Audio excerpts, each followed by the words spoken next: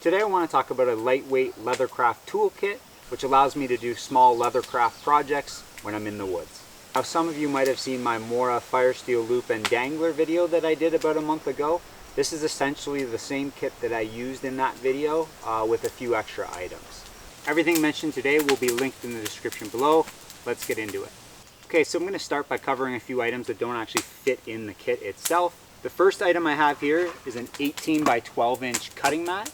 This is a good option to have to lay down on a flat surface and protect any of your tools from dirt, grit, rocks that are below the surface. It weighs nothing and it actually slips right down the back side of my pack. This may actually be a bit too big. There's, smaller cutting mats, something like 12 inches by 9 inches. Those will work great as well. The next thing any Leathercraft kit needs is some kind of a mallet. For that, you can simply use a piece of firewood. And that's it. The rest of the tools fit inside this case. So let's open it up and see what we've got. Starting with the organizer itself, this is a Maxpedition Fatty pocket organizer. Maxpedition makes really good quality gear, comes highly recommended. We're going to start off with cutting tools. And so the first item that we have inside this pack is actually going to be a mini X-Acto knife. I believe this is a 9mm wide blade. This will do 95% of the cutting tasks for most simple leather projects. Other cutting tool options is your bushcraft knife. This is my Mora companion. You've seen me use this in a couple of videos to cut leather. This works pretty well for cutting straight lines. I wouldn't necessarily want to use this for cutting corners or making more intricate cuts. Another option for cutting tools here is just a pocket knife. This is a Victorinox Farmer X. It's got a full flat grind on it that works pretty well for cutting leather. It's also got a set of scissors on it that are handy for cutting thread or trimming thinner thicknesses of leather. And that's pretty much all you need. So most simple projects, you're going to be able to get by with one of those three tools. Next up, I've got what's called a scratch awl.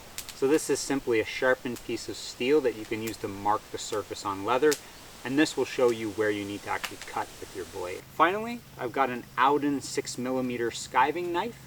And this is used to reduce the thickness of leather. So specifically, if you've got a really thick piece of, say, belt leather that you're folding over to make a sheath, if you want to remove some of the material at the fold to make it easier, this is a good option for that.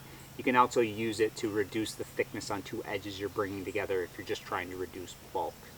The 6mm size, I think, is a good all-around option. It's small enough to do a lot of the intricate tasks, but big enough if you need to take away more material. And if you need to do anything wider than 6mm, you can simply make multiple passes. And that's basically it for cutting tools. Now the one tip that I would give is to actually do as much as you're cutting ahead of time before going outdoors. So that's what I usually end up doing on most of my projects. That way I'm not bringing out extra bulk, and it means that I don't necessarily have to find a perfectly flat surface to make my cuts on. That can sometimes be difficult when you're outside. Okay, let's move on to stitching. For that, we need to pop to the back of this organizer where I've actually got a 6-inch pair of wing dividers. Now, if I were to do this again, I would probably get a 4-inch pair because these don't actually fit inside this Maxpedition organizer. What wing dividers are used for is to mark around the edge of your leather, where you will then punch with a pricking iron or stitching chisel to then go through and stitch up. Next up, I've got a leather grooving or groover/creasing tool.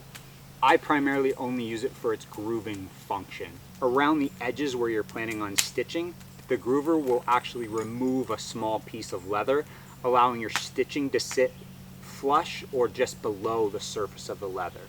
And what that'll do is just protect the stitch from abrasion, which can wear it out over time. I don't use this on all the projects that I work on, but certainly something like a thick leather sheath, I think it's a good thing to do. Next up, I've got a set of Wuta 3.85mm French style pricking irons, and that 3.85 number measures the distance between the teeth. Now, I've played around with this a fair amount, and I found that anything between 3.5mm and 4mm is going to work best for the majority of your projects. The French style that these are, if you've seen any of the projects that I've done in the past, the French style actually creates a slanted hole that creates kind of a zigzag pattern when it comes to the stitching. I personally like the look of that. If you're looking for something a little more classic style with more of a straight stitch, you can simply get a round pricking iron, Wuta makes a 4mm version of that, which I would recommend, and I'll link below. But most pricking irons between 3.5 and 4mm will be good for most projects. As mentioned though, sometimes when you're dealing with 3 layers of very thick leather, the pricking iron won't go all the way through that. And so the solution that you have is a diamond awl. So the idea is you punch most of the way through with the pricking iron, and then you come through and finish that hole with the diamond awl. The diamond design of this particular awl is meant to match the French style of pricking iron. If you had, say, a triangular or a circular awl, it doesn't mimic the slanted pattern of the French style pricking iron. That's why I use a diamond awl. If you've got a different type of pricking iron, you might want to use a different shaped awl. Next up, we're going to talk about needles. In Leathercraft, we use a type of needle called a harness needle, and it's actually blunt, so it doesn't do any of the piercing of the leather. That's done prior with either a pricking iron or an awl. The brand that I use is called a John James harness needle, and I use sizes 0 and 00. 00 are the larger size needles that I use when I'm dealing with multiple layers of thick leather. The single 0 size is a smaller needle and will do better for things like a couple layers of 5 to 6 ounce leather. I've got 3 here on this piece of cotton canvas and some backups here. I would recommend bringing a few. These things are easy to lose outside. Next up, we've got our thread. I use a Vinmo number 5 size synthetic thread. It's one of the few products where I actually prefer a synthetic version of it over a natural one. Synthetic thread I find is much easier to work with. To finish a stitch, you simply cut it and then melt it with a lighter. A natural thread you can't melt, so you need to finish it with something like a glue. You also usually need to wax that thread before you put it through, whereas something like the synthetic doesn't need that. The thickness of your thread and the distance between the teeth of your pricking iron is really what makes the style. This is an area that you can customize it a lot. I've found that this number 5 thread goes really well with anything 3.5 to 4mm. If you're going outside of that, you may need a different size of thread. This is also a very expensive type of thread. If you're just getting into the hobby, there's lots of other options that are around the same size and thickness. Now, before you start stitching any of the pieces of leather together, it's a good idea to glue it first. So I have here a Tandy leather brand called Eco Weld of glue in a 1 ounce Nalgene bottle so that it doesn't spill. This is the only type of glue I've used since I've started Leathercraft, and I've always had really good results with it.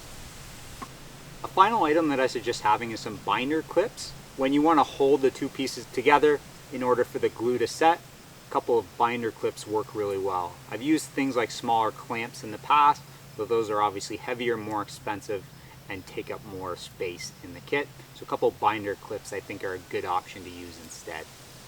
Okay, once you've cut, glued, and stitched your leather project together, the last step is finishing the edge. So the first tool that I have for that is called an edge beveler.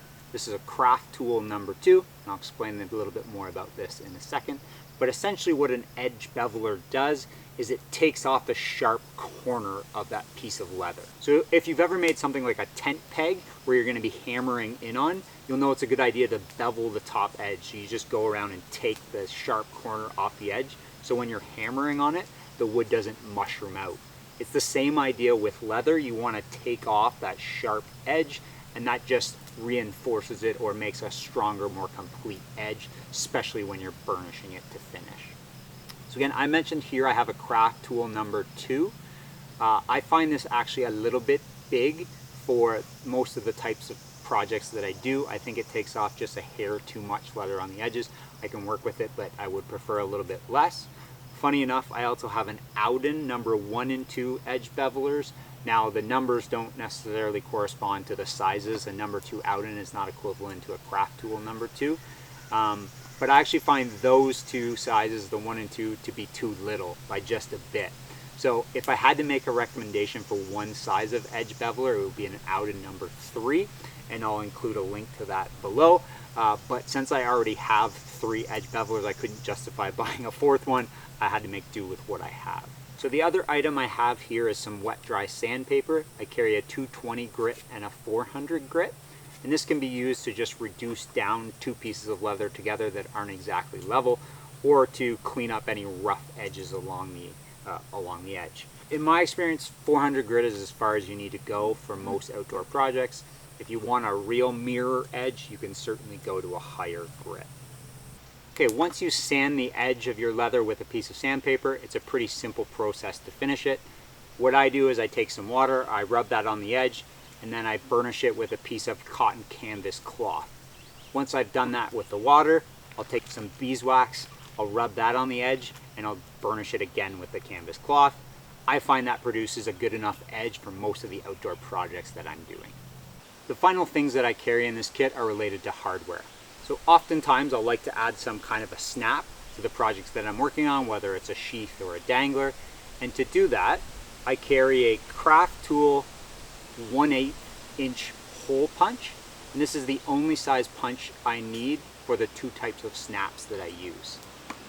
So speaking of snaps, I use two sizes, what are known as a line 20 and a line 24 size snap. The line 20 is a smaller size that will work for somewhere around 5 to 6 ounce thickness leather. The line 24 snaps are for 8 or 9 ounce belt leather. Now included in these baggies themselves is an anvil and setter for the snaps. You do need the correct size anvil and setter for the snap that you're using. I found that out the hard way. Okay, the last two items here that I missed. I've got a plastic paddle here that I use with the glue. I like these plastic paddles because the glue dries on them and you can peel it off and reuse it.